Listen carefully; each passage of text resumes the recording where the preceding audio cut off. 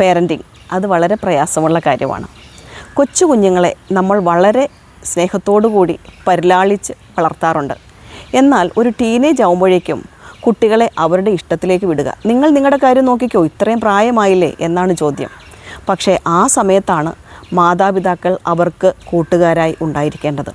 കുട്ടികൾ സ്കൂളിൽ പോയി വന്നു കഴിഞ്ഞാൽ അവർക്ക് വേണ്ടി ഒരു 15 മിനിറ്റെങ്കിലും നമ്മൾ അവർക്ക് വേണ്ടി മാറ്റിവെക്കേണ്ടത് ആവശ്യമാണ്. കാരണം അവർ നമ്മുടെ വീട്ടിൽ നിന്നും സ്കൂളിലേക്ക് അല്ലെങ്കിൽ കോളേജിലേക്ക് പോയിട്ട് തിരിച്ചു വരുന്നത് വരെയുള്ള കാര്യങ്ങൾ അവരിൽ നിന്നും അറിയാൻ ശ്രമിക്കണം.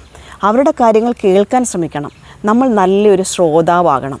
അവർക്ക് നമ്മൾ കൂട്ടുകാരായി ഉണ്ട്. അവരുടെ കാര്യങ്ങൾ കേൾക്കാനും അവരുടെ സംശയങ്ങൾക്ക് മറുപടി പറയാനും ഞങ്ങളുടെ അമ്മ അല്ലെങ്കിൽ അച്ഛൻ കൂടെയുണ്ടെന്നുള്ളൊരു വിശ്വാസം അവരിൽ നമ്മൾ ഉണ്ടാക്കിയെടുക്കണം. നല്ല സുഹൃത്തുക്കളായിരിക്കണം. അവരിലൊരു ആത്മവിശ്വാസം ഉണ്ടാക്കിയെടുക്കണം. എന്ത് കാര്യം ഉണ്ടെങ്കിലും വീട്ടിൽ ചെന്ന് തുറന്നെനിക്ക് പറയാം. എങ്കിൽ മാത്രമേ കുട്ടികളുടെ മനസ്സിൽ കടന്നുകൂടിയിട്ടുള്ള ചിന്തകൾ അത് നല്ലതാവട്ടെ ചീത്തയാവട്ടെ നമുക്കറിയാൻ സാധിക്കുകയുള്ളൂ. നമുക്കത് കൈകാര്യം ചെയ്യണമെങ്കിൽ ആദ്യം നമ്മൾ അവരിൽ ഒരു വിശ്വാസം ഉണ്ടാക്കിയെടുക്കണം. അവർ വന്ന് ചോദിക്കുന്ന സംശയങ്ങൾ എന്തുമായിക്കോട്ടെ ആ സംശയങ്ങളെ സത്യസന്ധമായിട്ട് പറഞ്ഞു കൊടുക്കാനുള്ള ഒരു മനസാന്നിധ്യം പാരൻസിനുണ്ടായിരിക്കണം. എങ്കിൽ മാത്രമേ എന്തും വന്ന് പറയാനുള്ള ഒരു മനസാന്നിധ്യം അവർക്കുണ്ടാവുകയുള്ളൂ. മാത്രമല്ല അത് ക്ഷമയോടെ കേട്ടിരിക്കുക എന്നുള്ളതാണ് നമ്മുടെ ആവശ്യം. പല കുട്ടികളും ഇന്ന് ലഹരിക്കും പ്രണയത്തിലും ഒക്കെ അടിപ്പെട്ടു പോകാറുണ്ട്.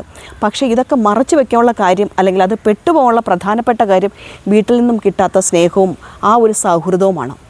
അവർക്ക് നമ്മളിലേക്ക് വന്ന് പറയാനുള്ള സ്വാതന്ത്ര്യം നമ്മൾ കൊടുക്കുമ്പോൾ അവരുടെ ഉള്ളിൽ ചെന്നുകൂടുന്ന ഇത്തരം ആപത്തുകൾ അല്ലെങ്കിൽ ഇത്തരം സാഹചര്യങ്ങൾ നമ്മളോട് തുറന്നു പറയാനുള്ള ഒരവസ്ഥ അവരിൽ ഉണ്ടാകുകയാണ് ചെയ്യുന്നത്.